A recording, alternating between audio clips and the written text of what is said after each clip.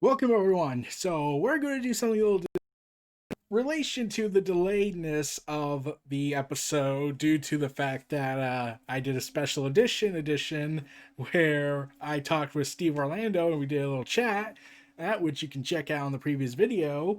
Um, I instead came to the elective decision to make a supermassive oversized episode, oversized edition of Neo Reality Collective 34th episode.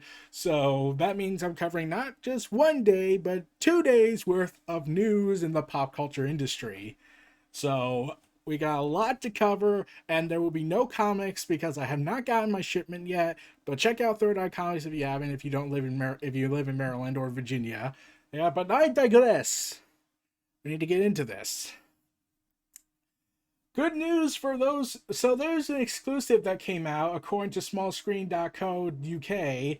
So take this with a grain of salt, everyone. But it's been revealed to them by multiple sources that Warner Media has managed to get Ben Affleck to sign on to Zack Snyder's Justice League 2, previously reporting that they were already working on a Justice League 2 that would be coming to HBO Max. So,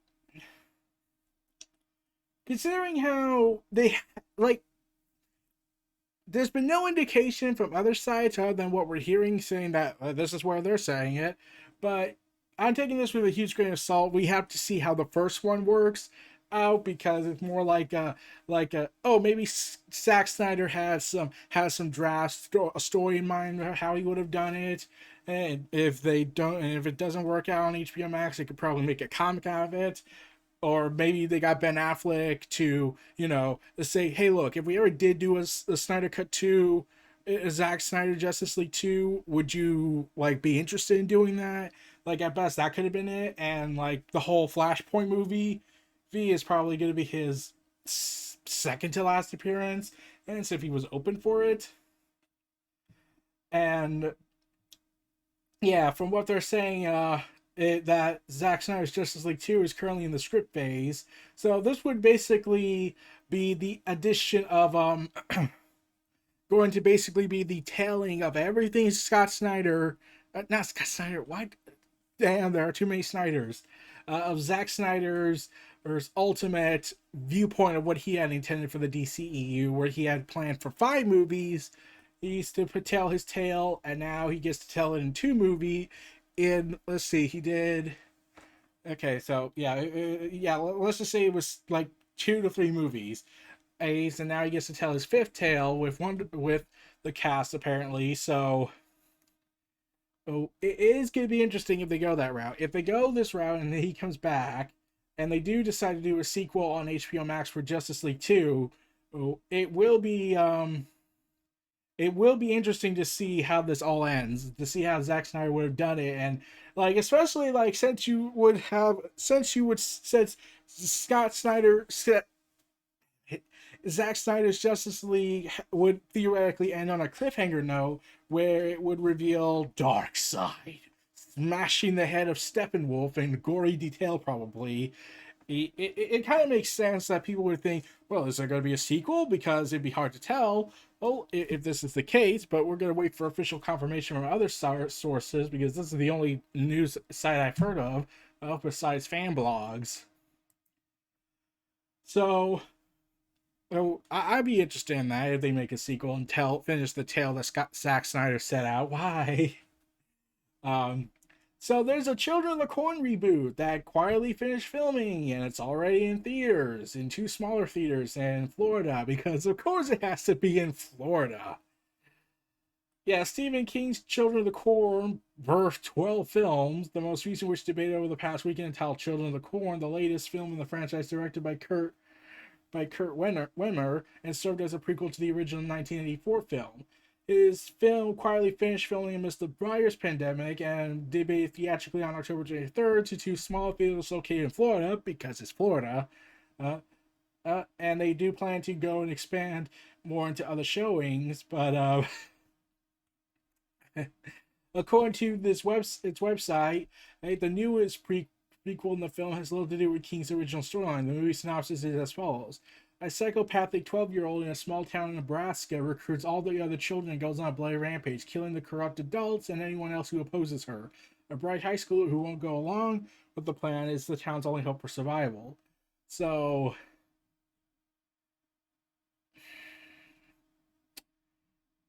yeah, this actually is a thing. And it has to take place in the weirdest state in the America.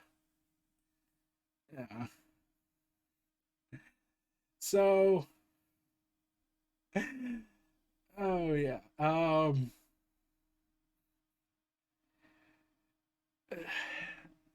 Yeah, it's just weird that they did that, but yeah, I didn't even know there was a movie, so this was secret. I get the pandemic got everyone's attention more so than any movie coming out, but yeah, we have bad news unfortunately. Okay.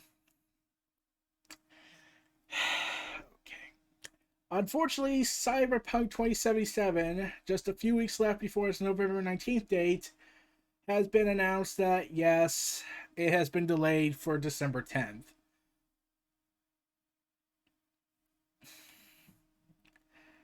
Yeah. And yeah, they've been getting some reception from the industry.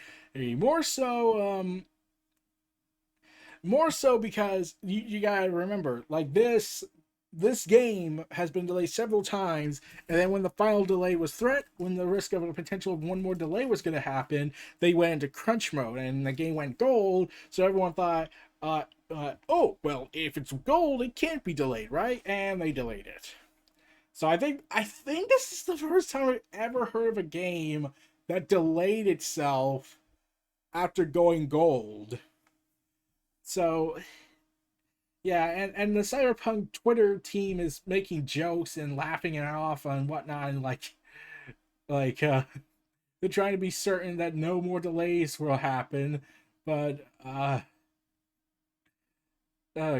it's just yeah. And then they responded to their tweet when someone asked if there was going to be another delay, saying this when they said no more delays are happening, then they responded saying, "Would anyone notice if we delete this real quick?"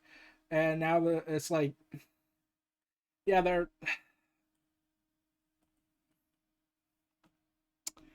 it's just a bad situation. Like it's also been reported that they have, because this is how the world operates under, because as of course it does, they have been getting death threats over this. Look, I get it. Like a lot of people are pissed. We get it. But the game being delayed shouldn't be what pissed people off, and really any reason is not justifiable for death threats, unless you were the worst human scumbag in existence, which is tragic because the worst human scumbag in existence are all dead by now since it's not 1945 anymore, or the 50s, or the 60s, 70s, 80s, 90s. In fact, let's just say we're a fucked up species. Let's just move on with that. Um, so, yeah, yeah, but like, really, I think the problem I have with this announcement was the fact that they told the guys, look, we either delay the game or we go into crunch mode, essentially. And they said, we'll go into crunch mode and we'll say we have the choice. I'll take all the flack, the owner says. And then they went into delay anyway. So it makes all that hard work look more ridiculous because they might as well just delay it. I just made a delay instead. So,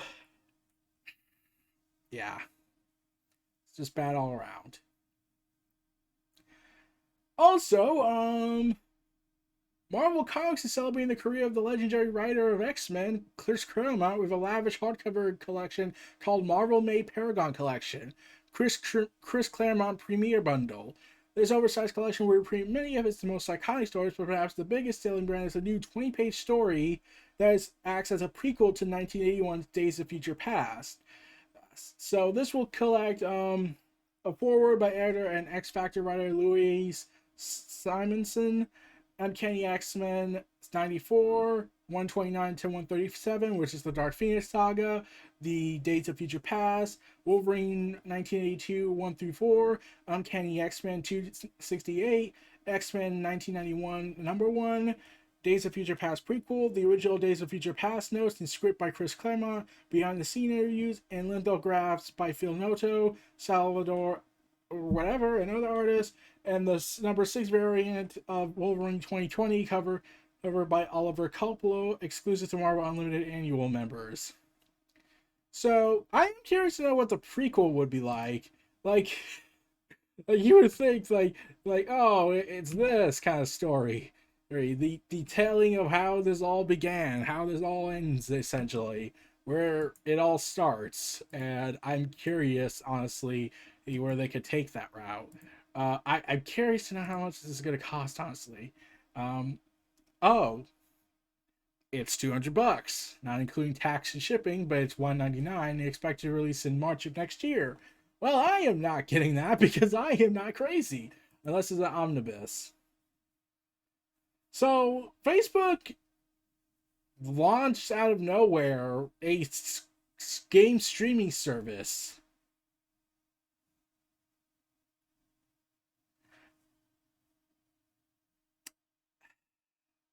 Facebook Gaming has launched multiple cloud game streaming games on a Facebook browser and app. In a blog post, they explained a few details about its goals and expectations for cloud gaming. Currently, 5 games support cloud streaming through Facebook. The lineup includes Apshall 9 Legends, Mobile Legends Adventures, PGA Tour Golf, Shootout, Solitaire Arthur's Tale, and WWE Supercard. Supercard! And that's the only game I know because I play Supercard for fun. And though I've been losing interest in it day by day. Oh, okay. Uh, it's only available in select parts of the U.S. Access rolling out across California, Texas, Massachusetts, New York, New Jersey, Connecticut, Rhode Island, Delaware, Pennsylvania, Maryland. We win. Washington D.C. Haroof. Virginia and West Virginia, with plans to expand and access in the coming months. Facebook said it believes mainstream cloud gaming has a long way to go, so the company isn't promising major breakthroughs anytime soon. And it also won't be designed to replace current gaming hardware. Or instead, the goal is to add another option to quickly jump into the playing games. The fact they just said, "Oh, by the way, here's a cloud streaming service thing we're doing. Do with it what you please," that just made me think. Well, it sounds like you just didn't care. So those who want to see No Man's Sky in the world of whatever the fuck is going on in that game, they're adding a Halloween update that adds a horrific flesh helmet. That's part of the list of patch notes. Okay. It's called let's see what the my let's see that's numerous cosmetics items, blah blah blah blah, cosmetics. Oh, it's called the Tainted Metal, and there's a Quicksilver on abandoned frigates, so it's worth visiting them and dealing with the alien menaces within to get your hands on some. Watch out though, those aliens have been mutating and are stronger than ever. Tainted Metal can be traded to a scrap dealer for new base, decorations, and customization options. The wildest which is the horrific flesh helmet. That's the in-game name for the item you see below. It's a flesh helmet, horrifically. It's not the mouth moves a lot, it seems. Uh-huh. Well, I'm pretty sure kids will have nightmares if they find it. So, anime is huge for Netflix. Streaming giant announces 5 shows on the way. So they have announced 5 shows in production. I can't pronounce a miniseries.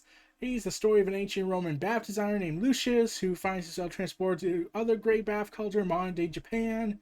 And Lucius learns about Japanese bath culture, comedy based on Mari Yakamazami's, I'm pretty sure I pronounced that wrong, original manga of the same name, High Rise Invasion, The Way of the House Husband, and Theme Park Adventure. I can't pronounce the first name.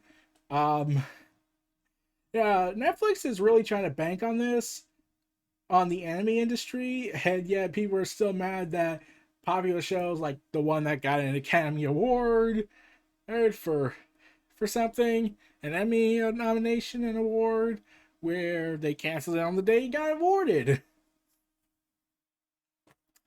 And like people are still mad about cuties. So if you're making anime, please be careful. Do not, please don't do fan service because I don't think you guys can handle another outbreak of hatred at the moment, especially if it's fan service. Microsoft's new gaming strategy. Microsoft reiterates that all first-party Xbox games will also come to PC. All future Halo, Fable, and Gears games, among many others, will come to PC in addition to console. As part of Phil Spencer telling on Games Reactor, aka the guy who's pretty much saved Microsoft from bankruptcy of the Xbox side of things, saying this: if we are shipping a first-party game, it's coming to PC. If you are shipping a first-party game on PC, it's coming to Steam in our own store. If I rewind 5 years ago, I would say over and over that we are committed to PC and then get a bunch of eye rolls, and rightfully so. Well, we weren't doing much. But I think now, when you look at what we're standing is on Steam and Game Pass on PC, we have shown that our commitment and over time has paid off.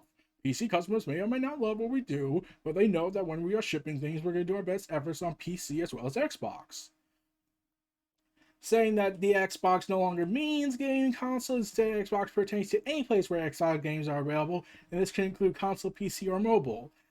So if I use if I get okay, will Microsoft invent that iPhone thing in Futurama, and then we can play our games there through our eyes? That means Microsoft would own us, and Apple already does that. I think they'll fight that. So I'm loving this weird openness that Phil Spencer's giving off. Like, it's so unbelievable to a major point where you're thinking that's too good to be true. There's no corporate guy out there that wants to be like the consumer. Or like he started off as a fantasy, but yeah. Also, Crash Bandicoot is getting a new mobile runner next year. Crash Bandicoot on the run! Yay! We're so happy. Oh, guys, I don't care. Mobile developer King has announced Crash Bandicoot on the Run, a new mobile runner string starring the freshly revised Crash Bandicoot. Hot off the heels, this new title will look a lot like the classic Crash title, but Crash will run automatically and you'll control him with swipes. So yeah, the same kind of things you would expect from these running games. And this thing will also have craft and base building elements, so you can work towards goals outside the levels, which exactly these systems will look is unclear. However, there are unlockable challenges runs that can be found heading down the hidden paths. Okay. Don't care, honestly. So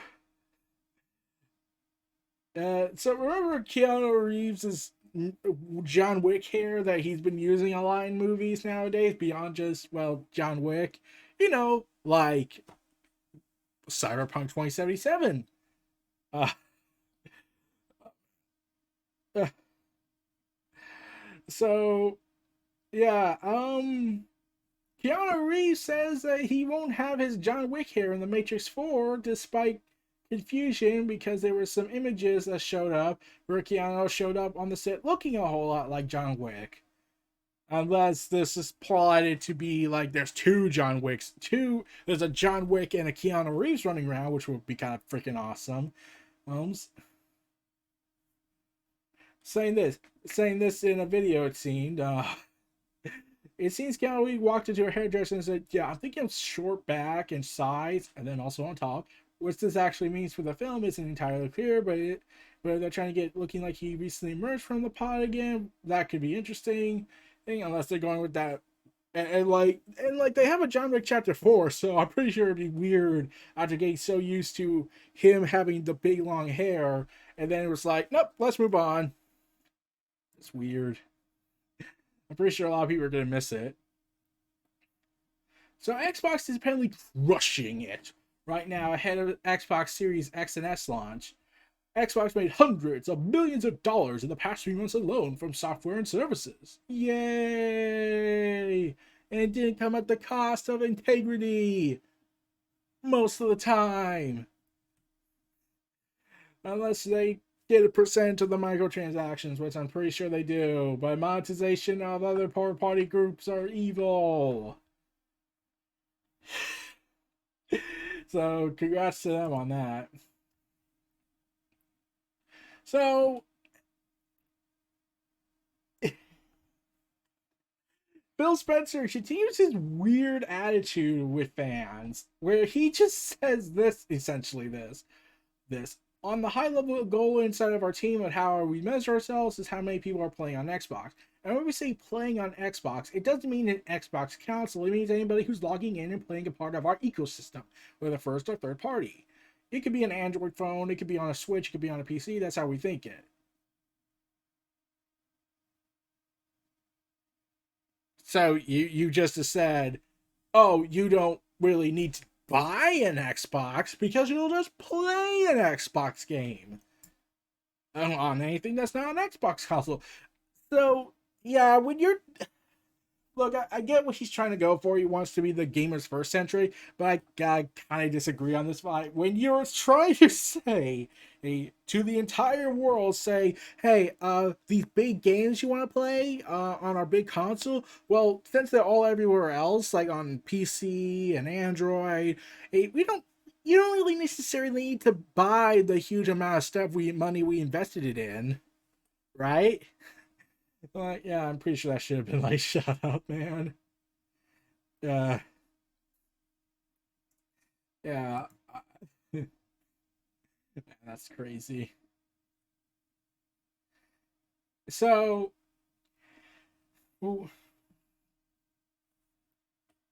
so there's been some criticisms going on regarding regarding a fan that said that who said Microsoft's been turling up in regards to Halo Infinite, and John, whatever his last name is pronounced because I can't say it, so the news that Microsoft has shared so far about Halo Infinite might not be everyone's cup of tea, but he doesn't accept the idea Microsoft is hiding Halo Infinite away, saying this in a tweet. Hey Craig, I would disagree on the turling comment. We just explained what codings are and showed 2 new renders and followed up with clarifications here on Twitter. Yes, this may be different news than you might be hoped for, but it certainly isn't turtling. So apparently there was turtling back then, and where they were called that, shared more details, and adding that the plan is definitely not to turtle. Oh, okay. So yeah, okay. There's your statement on that. So Uplay Plus has become Ubisoft Plus. Ubisoft offers Google Stadia and Amazon Luna options. Yay!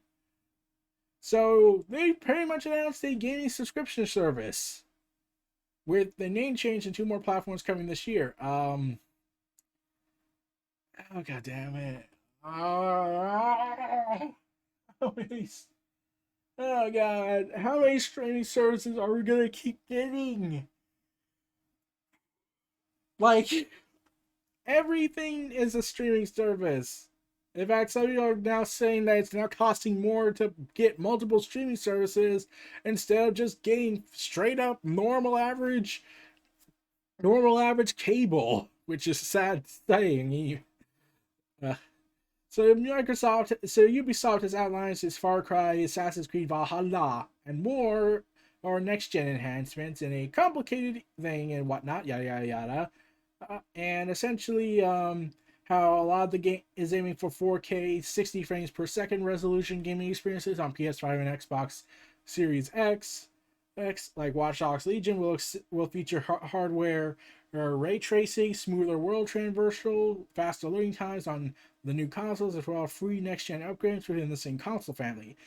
The new Sony system will use Tempest 3D audio to create a more immersive version of London, Jolly Old London, while the DualSense controller adaptive triggers will have hand-tuned responses, according to Ubisoft. Valhalla can be played on 4K resolution at 60 frames per second, and the same, also having reduced loading times when it launches in November. December's Immortals Phoenix Rising also has the same thing, with both using their respective audio technology to make more detailed sounds within the game world, all of the Golden Isle. and things like Far Cry 6 and everything. And we'll have the big visuals while Raiders will also launch with that. There will also be wider color range of color crisper visuals, providing you to have an HDR compatible screen. Older games like Rainbow Six Siege will be having updates. 8, 8 and For Honor will remain 1080p resolution on Xbox Series S, but it will have a 60 frames per second boost. Boost! So that's pretty cool, and let's just hope this all free, or because they have said this is going to be free, but like, it's a studio by studio basis, we have no control over it.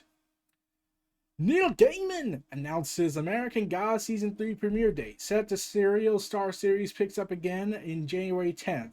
And saying in a tweet, everything you want to know about when American Gods Series 3 is starting in the US. I've seen finished cuts of the first 4 episodes and rough cuts of all of them. It's really good and starts internationally the following day. So get ready, everyone. American Gods is coming back. The Neil Gaiman epic. So get ready for that, everyone. I haven't watched it.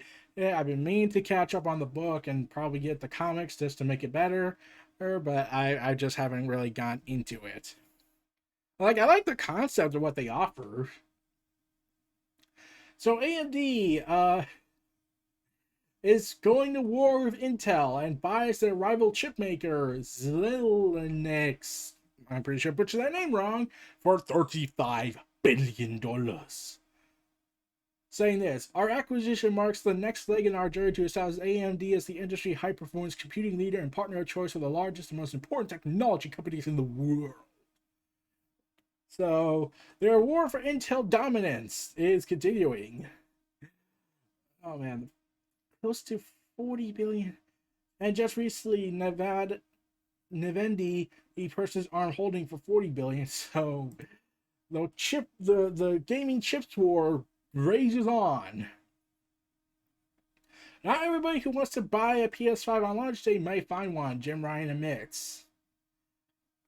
So the boss is warning that PS5 may be tough to find on launch, with high pre-order numbers indicating even more interest.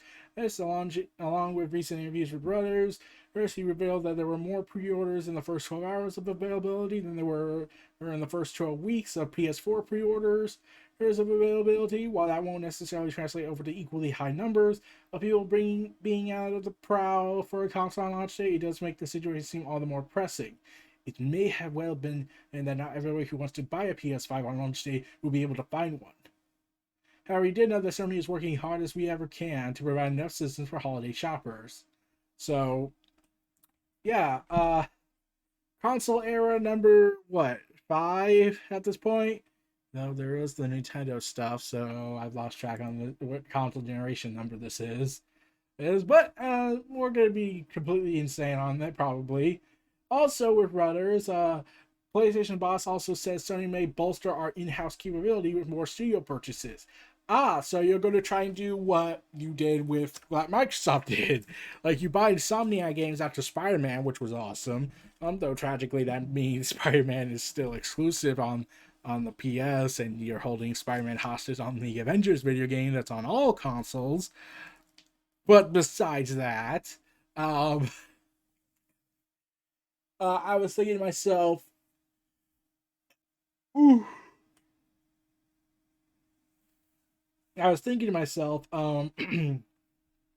That they're basically going for what Microsoft did, buy the big names. So if they buy any big publisher that has a catalog of studios in their name, and they have a huge market hold. So Microsoft bought Bethesda. The process is ongoing, and that was a major buyout because they bought ZeniMax.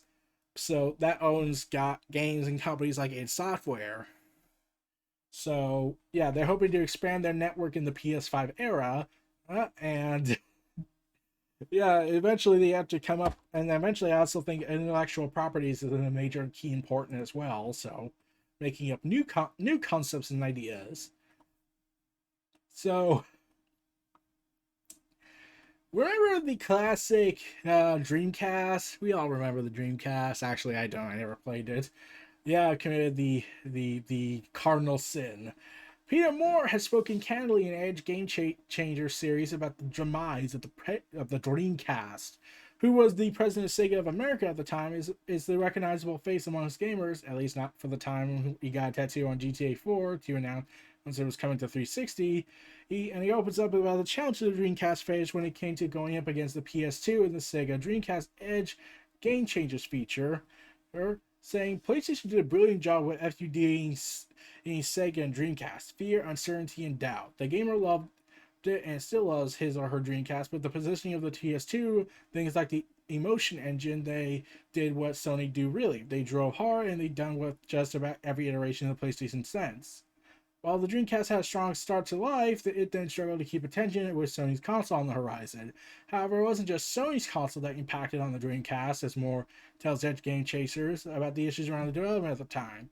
The concerns were becoming glaringly obvious when you looked at the Japanese style development at the time, which was the developers figure out what they want to make, they will let you, the subsidiaries know. Maybe at the prototype stage, but sometimes even when the game is going into alpha, only then and you would figure out what the dead teams were doing. Sega had 9 development teams working on projects in this way, and in the modern world, this doesn't happen. One of the things that Sega has done successfully was open up through online gaming to a broader demographic, a more mature demographic. And it was very clear to me that graphically fidelity was improving, that you would be able to create more movie-like content. So when the GTA phenomenon started kicking in, and it was clear, despite the initial controversy, this was the industry was going, but our content was still very much Japanese. You know, everything involved samurai swords or ninjas or fish or fantasy. Well, we certainly saw it coming. So, the Dreamcast has become a cult favorite, a console that was ahead of its time with a back catalog that was the match of its rivals, and more highlights some of the reasons why the Dreamcast has been held in high regard since its launch. There were a number of small but cumulative factors that demonstrated that not only was the machine and games great for their time, but they were satisfying the gaming demands of a lot of players. Just that alone was very exciting. People loved playing games for the product. Playing with the product, what we also saw was that the way our marketing came together really lifted the entire industry from being predominantly a toy category typically enjoyed by stereotypical 12 gamers, errors in their spare bedroom, and moved gaming from the spare room to the living room. So, yeah, like there are still people that play on the Dreamcast. One of my friends told me they used to still have one a few years back. I am wanting to know something though. Let me just double check. Just to be safe. Let's see.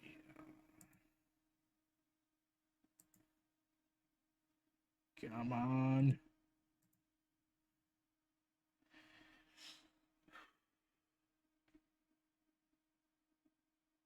I did recall hearing that there were still games made for that console, which is still a surprise. But yeah. Looks like the last time we saw a game was 2007, and in Japan, let's see, another one 2002 in North America, and the PAL region was 2002. Okay, gotcha. So yeah, the last game it seemed was 2007, and the game um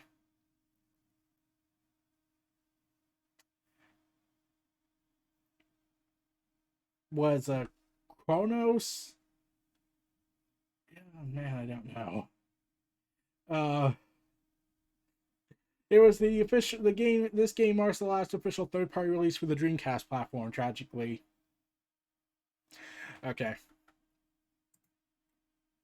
So yeah, as this goes on, Zack Snyder teases Justice League additional photography with new photo, which shows Zack Snyder posting a picture with the director's cut of Justice League, showing a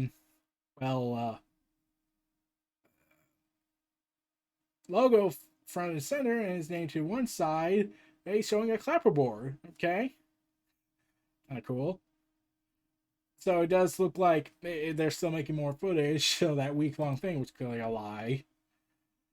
But I'm excited for the Snyder Cut. Really am. I genuinely am, even though I was not that Snyder Cut support guy. I was just, okay, if it happens, it happens. Devil May Cry 5 Special Edition won't support ray tracing on the Series S. Devil May Cry Special Edition will not support ray tracing on the Series S. Capcom confirms the upcoming release next-gen upgrade version of the game will be including a downloadable ray tracing update for the Xbox Series X, but it won't be supported on Series S. They posted the ray tracing update on Twitter to give more clarification about the special editions. Fans playing Devil May Cry 5 Special Edition on the Series X will also experience the game in 4K resolution with DirectX ray tracing. Both consoles deliver amazing next-gen speed and performance, and while we are just now scratching the surface of what they could do, our teams are eager to continue exploring the full capabilities. These are the consoles in the future. So yeah, Series S. While ray tracing will be available as downloadable title update on the Series X, the game will not support ray tracing on Series S. Like, did they ever give it a specific reason as to why? But no, it doesn't say it. But that sucks. I'm getting the Series X, so yeah.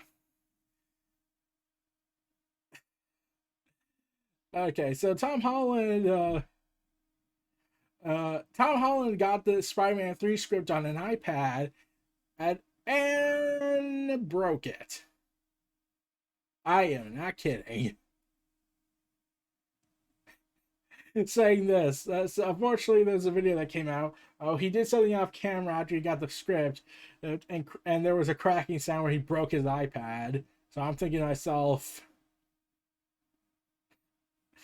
like, he said he's not going to spoil anything. He's learned his lesson. Yeah, I'm pretty sure after what Bruce Banner's actor did and Mark Ruffalo when he revealed that half everyone dies kind of thing, everyone loses in Infinity War a year before time, which just went under the radar. So yeah, yeah, I would not be surprised if he secretly broke the iPad because he'd be too tempted. Uh,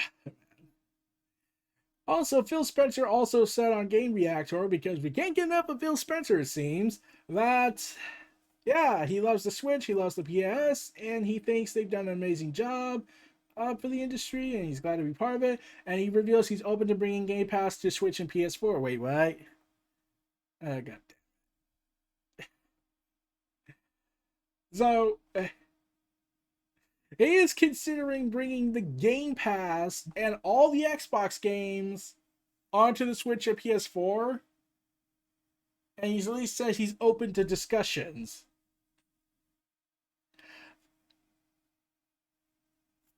So, can we get a deal where Sony has to give us Spider-Man? Because I'll be all for that. Like, it would kind of be making the console war pointless because now every game is available on every console. You need to come up with exclusive deals in order to make it work. And that wouldn't work either because every streaming service would be up for it. So, yeah, Phil Spencer is effectively saying, I will end the console war! Also, Adam Phillips, still director of marketing services at DC, wrote on DC Connect Online magazine talking about Future State. However, he did reveal that there would be the second epilogue of Death Metal 7 and teases something beyond the ending of Death Metal and for the future of DC. So, yeah, so there is a big plan for DC Future State with the first epilogue. The second epilogue sets up something beyond it. Curious to know what it is. We'll have to wait and see, they said. So, Jaime Hernandez to publish 40 years of women wrestling cartoons. And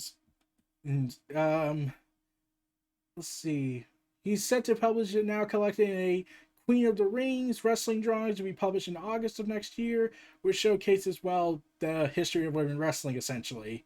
Sadly, it does not have up-to-date stuff like, Charlotte and everything else. I don't know, honestly.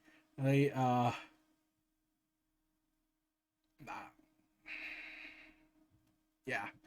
I don't know much about this, but let me see. Amazon has a publishing of it. It's 140 pages, which is according to the current stuff for the past 40 years and whatnot. I am not sure where this is actually going, honestly. So, WWE, let's go to them. WWE has filed trademarks for Tony Storm, Ridge Holland, and more in-ring names. So they've got Saxon Helxley, Sid Scala, and Sam Gradwell. All NXT talent. So Tony Storm will have to get a new name if she ever leaves. That sucks. Part of their trademarking services because oppression is equaling rights, right? Tragically, Beyond Wrestling will no longer schedule live events for the remainder of 2020 because of the pandemic and everything else that happened and all the what. But they have announced that there will be refunds will be handed automatically within the next few days. Someone asked why, and they said it's a number of lineup changes or refunds requests due to the COVID concerns. And so, yeah. It, yeah. People were concerned that it was going out of business, but they're not. They're still going to be kicking next year, but yeah, and independent wrestling got really the rough end of the stick of that. But it's definitely still thriving as best as it can, even when you have WWE doing some random stupid work. Um, so remember that talent Mia Yim, who's currently wrestling as Reckoning on Retribution because they're edgy and they're complex. Well, Mia Yim during Raw did something weird, and I'm like, oh my god. Where she claims she was under possession. Because fans were thinking that this was a seizure attack, a seizure acting. And she wrote, not a seizure, not an epileptic, a possession. To clarify, I would never fake a medical condition like those. But I will say possessions, because pissing the religious people off is fun. I'm like, it is, but at least I acknowledged that. But Vince is supposed to be the sophisticated company, right? Don't you remember, Vince? You preach about how you're the sophisticated company with your racism towards the Japanese, your hatred for anyone who speaks differently to you, your viewpoint that oppression is the key to running a successful business, and definitely not warranting of you getting arrested and tried for crimes against humanity on the grounds of being a bad businessman. But I was like, oh, god damn. Like, it wasn't even worth it. Oh, man.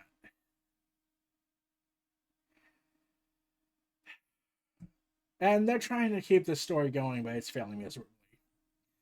However, superstars were confused amongst superstars regarding Randy Orton winning at Hell in a Cell. In particular, many were confused about the timing of Orton's win as the 14-time world champion has been protected in the build of SummerSlam and then was getting beaten to a poly pulp. But why they had kept him as champion is currently unknown, other than let's keep him champion until 37, where he will drop into Edge, because we need more part-timers holding that belt, even if the one part-timer has a reason. So, the continuing struggles that WWE has no idea what they're doing. There was reports going around that Tucker, who betrayed Otis at Money in the Bank because we have to break up another tag team, in a division that has no existence. There was a report going around that he went back to SmackDown because, of course, he would have. But then they reported, no, this was an error. Tucker is still considered an official member of the Red Brand.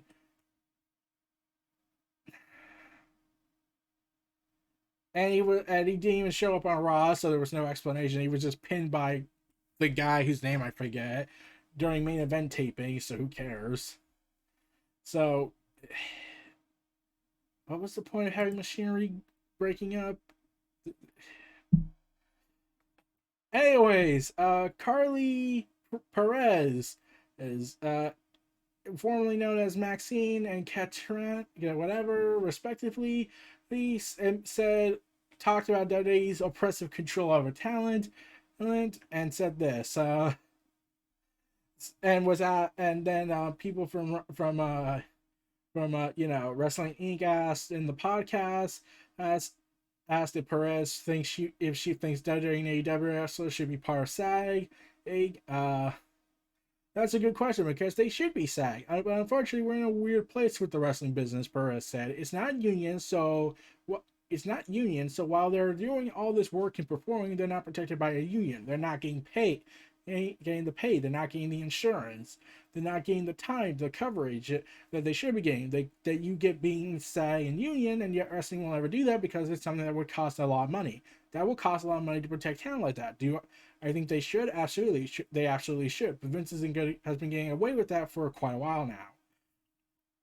And then when everyone was talking about WWE's over control on talent, like Perez spoke saying they do it because they can.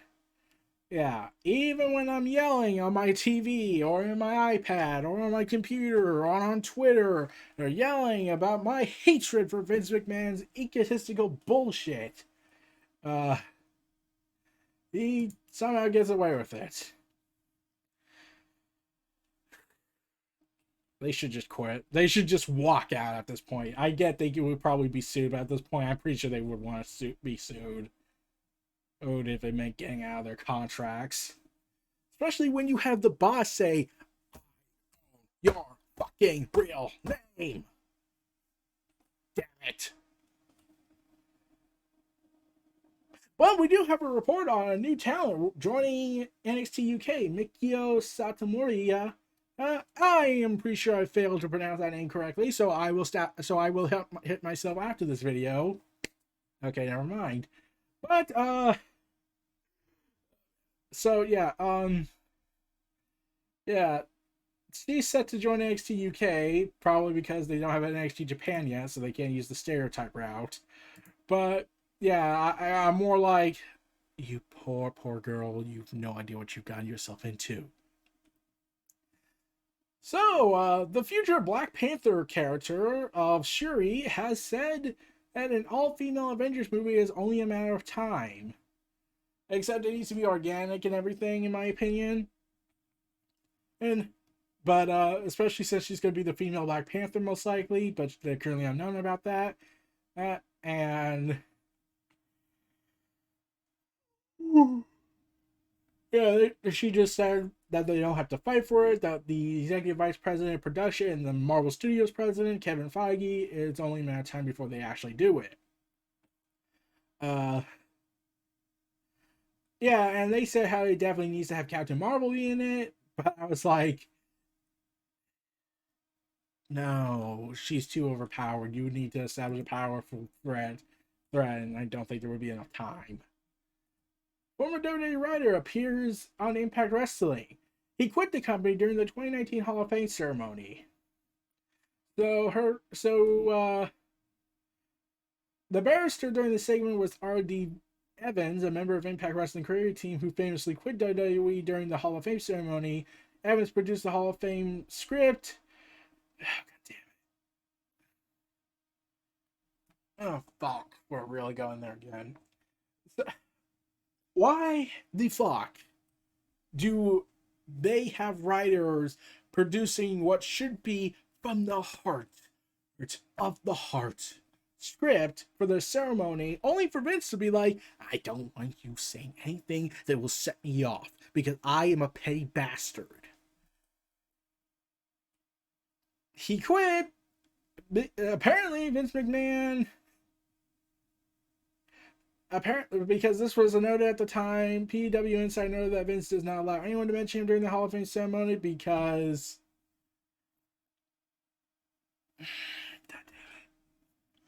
Why?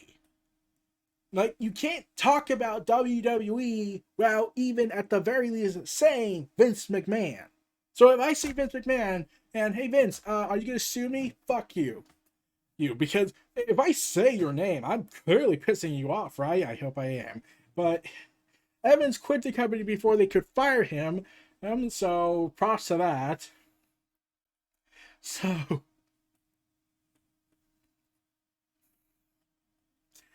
god damn it. But like, why is this a policy in Vince's world? Why can't they say his name? Like, I get if it's because he's uncomfortable, Bitch, you went ahead and had a whining. You've been having a superficial whining attitude of petty vindictiveness over your dead father for over 50 years. You're just running the company just to get back at him, even though I must stress he's dead, and because he didn't let you, because he said no to you, because no one says no to Vincent Kennedy McMahon except your father, who you hate with a fiery passion, most likely. But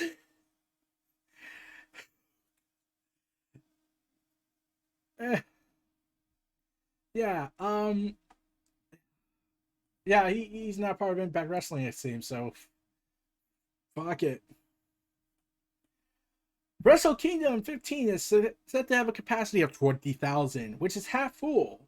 Well, due to the virus and pandemic, they told that the capacity will be up to 20,000. The dome can hold up to 50,000, and a combined 70,000 attended both nights of Wrestle Kingdom 14. So, uh, yeah, I was gonna say, hey, man, 20,000. That seems like a lot, like entirely. But then I remember, oh wait, Japan's in a much better state. In fact, the rest of the world's in a much better state than us with the COVID virus. God fucking damn it! Like it's still there, but it's more like, oh, we have much more control of it. Here in the U.S., we're all fucked because our government is an idiot. The governments are complete idiots, and the citizens who defy the rules because it's cool, well, are complete idiots, or saying that wearing a mask is infringing on your rights because we're all dumbasses. It seems we are the Florida of the planet Earth at this point. And Florida is more like our evil version of ourselves that we really embrace the darkness. Impact Wrestling's Alex Shelley to be out of action for 2 months. Tragic. So at Bound for Glory, the Machine Guns were set to defend their titles against the North, the Good Brothers Ace Austin and Madman Fulton before the match could begin. However, Ethan Page and Josh Alexander shockingly attacked Alex Shelley, and the former time splitter suffered a pile driver on the entrance ramp. He was ultimately unable to compete, and the Machine Guns dropped it to the North. They reportedly did the angle because the technical Messiah was suffering from a legitimate injury. And he has revealed that he was having problems with C6 and C5 nerve roots in his neck. So he has several nerve damage to his neck. So he's gonna be out of action for 2 months. So yeah, we're gonna have to come up with something on that. Comic book shops are going to get a free DC Nation Presents DC Future State in November. A special 32-page comic book sized magazine that provides insight to what DC Future State is all about. Inside you'll find articles, behind the scenes, artwork, checklists, and more, all under a wraparound cover by Once in Futures Dan's Mora. Once in Future State, maybe.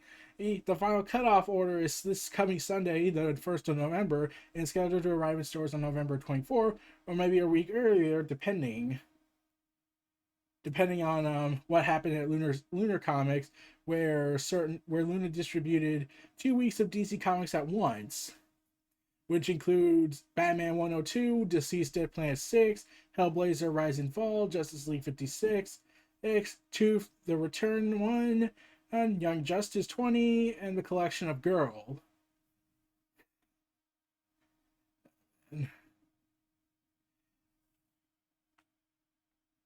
Yeah, so they broke the street day already. Way to go. GC Comics is planning to collect Josh Ridley's Future State Batman book in hardcover format in June 2021 as part of the deluxe edition lineup. Cool. Well, it's going to collect, everything Josh Ridley wrote regarding the Batman stuff. So look forward to that. So, yeah, there's that front. And the Xbox mini fridge. So there was this whole thing about an Xbox mini fridge that happened, and that was sent to Snoop Dogg and other people, and there's a contest going on. They said Xbox mini fridge could become a real product you can buy.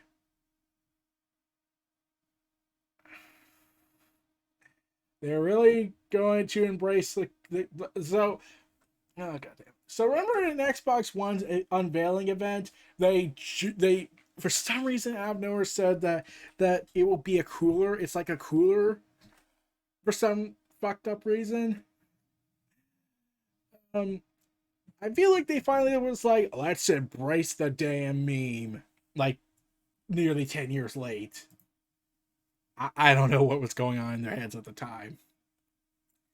Dark Souls mod is a direct sequel. Will feature Bloodborne style combat. The modders are recently working on a project called Nightfall, which will feature Bloodborne style rally system, which is proud to announce that and the team announced that proud to announce that Nightfall has the rally mechanic from Bloodborne. Took almost a year for me to come up with the extremely bizarre method of implementation in this engine. If you like what I do, consider supporting on Patreon. I don't have a job. So this is essentially their version of what they call a direct sequel to Dark Souls 1, and it will feature everything and whatnot. So I'm amazed, and once again they are also proving my point that they are donation people, not let's paid mod route. Though I would be interested to hear if the company that produced Dark Souls would be interested in hiring these guys. Like, you're working on this ambitious mod and you've done things that we have not seen. We're gonna take you guys on. We're gonna make that game an official sequel, not just your interpretation of what a direct sequel is, a full-fledged sequel, because that's good business. So Sony believes that PS5 will reach 100 million sales during the console's life cycle. It's not the PS2, so I don't believe that. Yeah, so remember the PS2. So PS2 defeated every console in history by selling 155 million units sold around the world. PS4 currently in second with 113.5 million units, and it's followed by the PS1 with 102.4 million units. Looks like the PS3 fucked up. Yeah, considering how much the PS3 went through, I'm pretty sure that's understandable. So PS5, they hope they could be part of the 100,000 time. Amazon says you don't actually own the DRM is confusing and messing, and you should never assume you own your digital purchases. So Amazon is saying you don't actually own purchase Prime movies.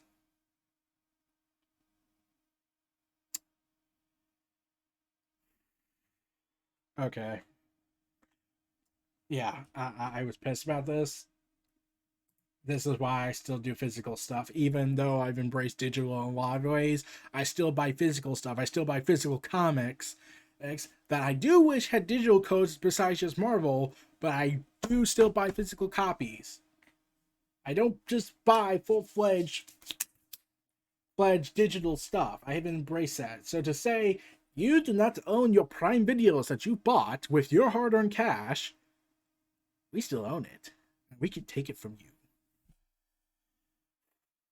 So, a comic book adaptation of Y, The Last Man, has been in the works and has finally begun production on for the FX on Hulu series on FX. So, yeah, and Hulu. So, pre-production of the series has been quiet, with FX making a few casting announcements on Twitter earlier this year. A big confusion about the show was the originally was just titled Y, and then they just said it's informally called Y, but we have now gone through the process of figuring out how exactly to market it.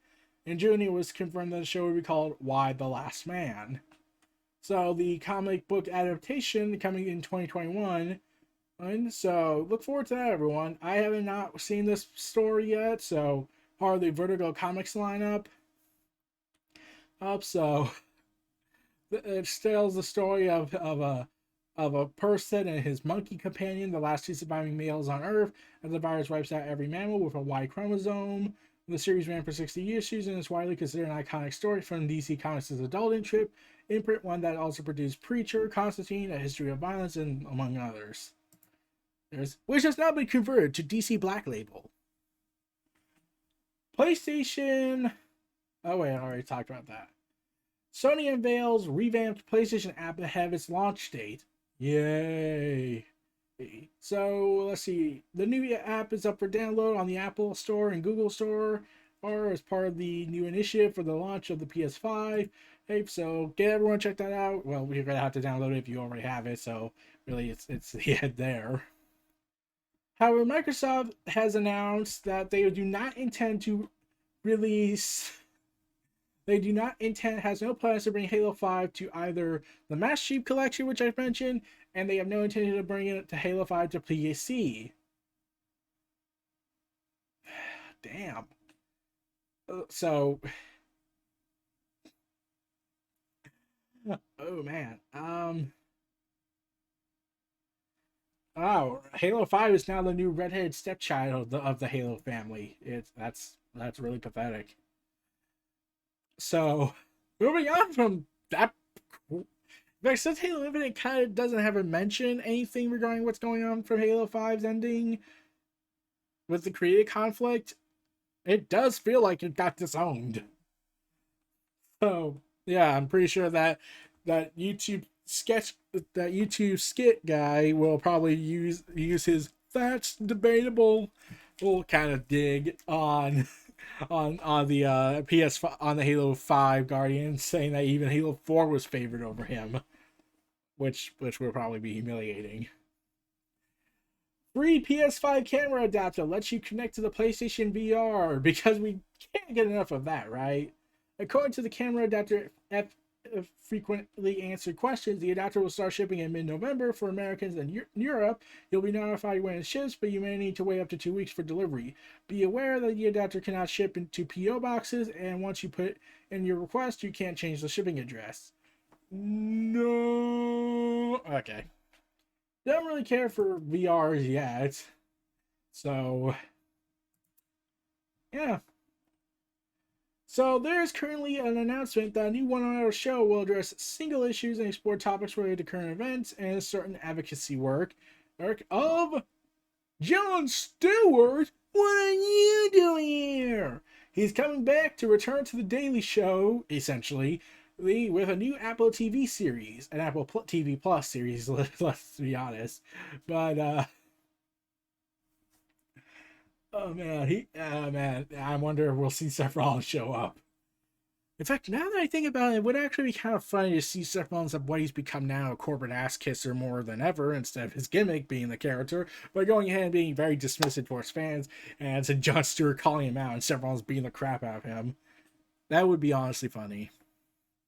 No Man's Sky will get a PS5 and Xbox Series X versions at launch, so get ready for that. It was so it's going to be coming at launch with updated versions, but let's see if it will cost anything besides, unless you haven't bought it yet. Um,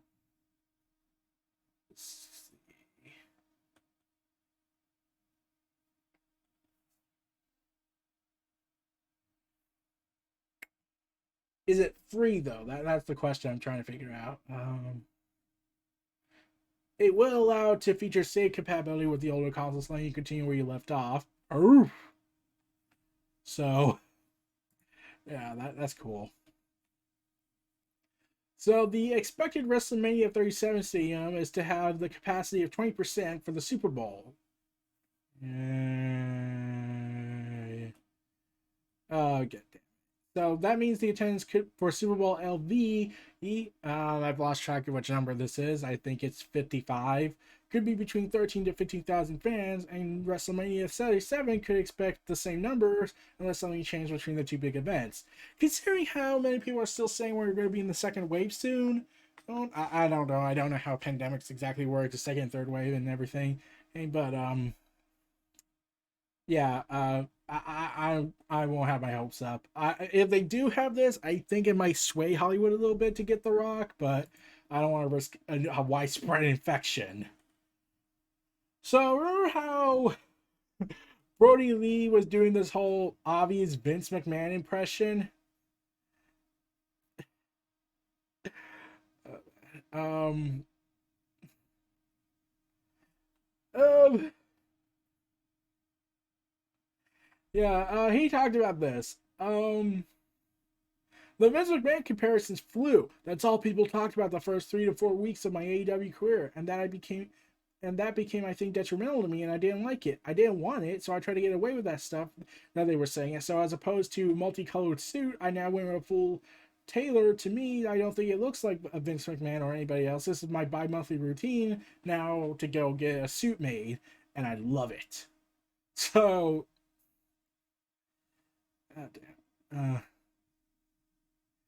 yeah, he was getting that Vince comparison and whatnot, but like he still kind of acts like it, especially when they bring up blatant and blatant trademarking stuff and whatnot, especially the third party attack. Yeah. So there's been a lot of speculation regarding the legendary Thunder Rosa joining AEW and WWE. They have reportedly captured their interests, and there has been a title change for her title. She's no longer the NWA Women's Champion. Tragic. During the UWN Primetime Live event from National Wrestling Alliance, the United Wrestling Network, Serena Deb, who works for AEW, captured the NWA World's Women title from Rosa during last night's event. And at the time of this video, in an update, they melted on Twitter that the title change have been rumored for some time, and that both companies have an interest in signing Thunder Rosa. PW Insider did add that Rosa still remains under contract to the NWA, and this title change is not a situation where she is leaving for another company, at least for now. So, while there was a saying going on that it does look like she's joined WWE, which will suck, but we'll see where that goes. We'll see how that goes. MLW, Major League Wrestling, is saying on BN Sports. Forbes published an article saying MLW has re-signed with BN Sports and will continue to air their flagship show, Fusion, on the network. The two have worked together since 2018 of March. And Fusion has quickly emerged as one of BN Sports' highest programs. And they spoke on the extension and how they are how the owners continue to thrill on the work. We are excited to continue to be our cornerstone of BN Sports' portfolio of world-class sports content. BN's dual language reach will help further entrench MLW as a thriving sports league. So, and also saying MLW is focused on its values in this space, as well as its non-linear streaming realm.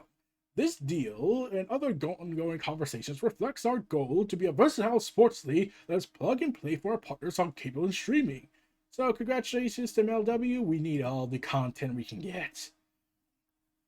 So, Road Dogg has announced he's quit Twitter. So apparently he had an argument with furloughed WWE producer The Hurricane. And they talked about the mask stuff. Yeah, so Road Dogg was agreeing with a fan on Twitter who noted how certain people from the left were pushing fear into the masses and that people could contract the virus even while wearing a mask. Saying, that's common sense, Jay, and it's rare these days, but they think we're crazy too. Social media isn't helping that for sure. Helms replied saying people get killed wearing street belts too, but wearing one still increases your odds of not dying. See how that works? That's common sense. When Road Dogg said, agreed to disagree, Helms responded, yeah, I'll agree that you don't understand how odds and statistics work, and I'll disagree that you have a clue about what common sense is. And this led to a back and forth where he then said, Road Dogg said Helms wasn't being tolerant for someone who claims to be woke, to which Helms replied, never claimed to be woke, never had to, and tolerance of ignorance doesn't help anyone. People's lives are at stake. Maybe you should try to wake up, and that makes you feel edgier. Fuck. So Road Dogg has joined the conversation of the dumbassery.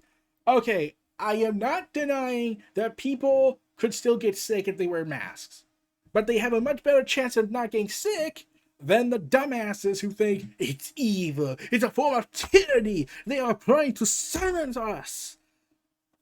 Like flat earth theories of how the governments are keeping the secret of the world flat, even though there would be no realistic end goal, and what would the monetary reasoning be? Damn it. So yeah, Hurricane Helms and Road Dogg are currently no longer on the same page, and he's quit Twitter because of it. Oh, you poor dumbass. So CM Punk went ahead and made a joke on Twitter saying this. So someone asked CM Punk saying, you versus Roman Reigns, and CM Punk just says, I do opening match. That show is 67 hours long. And then Heel Baby, who is one of my followers, shout out to him, everyone. Shout out to him. Who was the one person you wish you had faced in a wrestling ring that you didn't get the opportunity to ask? Ask Punk. Snake Man Steve Austin, so Stone Cold. And Daniel Torch says, I'm sure you get asked a lot. Will you write an autobiographical book? And CM Punk just said yes. Uh, so shout out to Heel Baby, hey on that. So cool. So the Impact Knockouts Tag Team Tournament is set to begin in 3 weeks as part of the big return of the Impact of the Knockout Women's Tag Team Championships, which will be likely better than the entirety of the women's division's tag team division in WWE, which is also non-existent. Also, as part of WWE's lack of any enforcement of their policies and their own negligence, they've experienced a COVID outbreak right before Halloween Havoc, which is currently airing at the time of this video's production. According to Dave Meltzer, the outbreak happened on Friday, and people who were at the facility where they tested positive and negative were asked to quarantine for 2 weeks due to the contact tracing. They didn't name any people, but aspects of the show are going to have to be changed. Oh,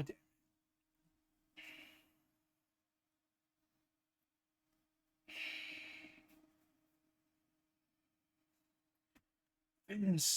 Okay, Orange County is looking into this. They can't hide this now. They can't play dumb.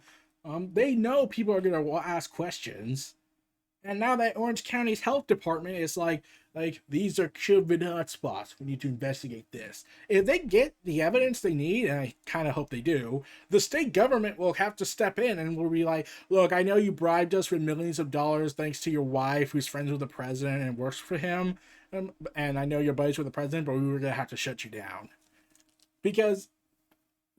I know Vince doesn't give two shits. If he had his way, he would have hosted WrestleMania packed, no matter how many people got killed by the virus, because people would have most likely died with that amount of people. So, yeah, fuck Vince, fuck the management, and fuck the. Okay, so there was one more fuckery.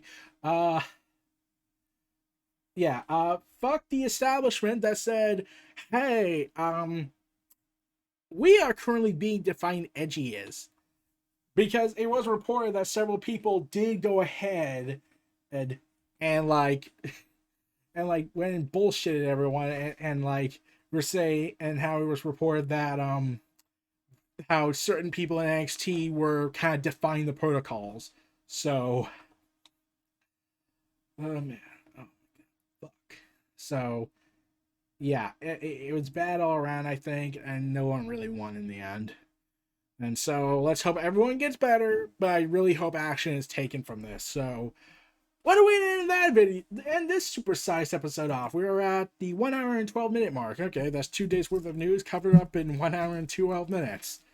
Oh gosh. So we're nearly 13 minutes. So yeah, Neo Reality Collective is going to get back to regularly scheduled programming. If I ever do special edition episodes again with interviewers, with pop culture enthusiast guys and gals, that will result in the main episodes being delayed for another day and expanding into an oversized episode.